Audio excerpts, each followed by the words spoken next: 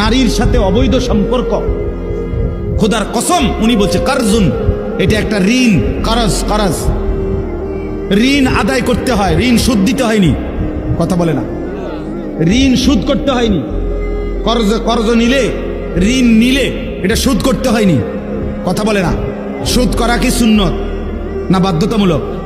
এই ঠিক ইমাম শাফি রহমতুল্লাহ বলছে জিনা ব্যভিচার, নারীর সাথে অসভ্যতা, অশ্লীলতা, বেহায়াপনা, উনি বলছেন এটা করজ, এটা ঋণ।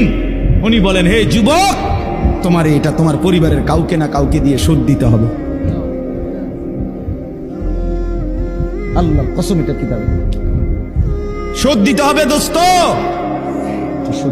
আল্লাহ মাফ না করে যদি আল্লাহর দিকে ফিরে না আসে, চোখের পানি না ফেলো,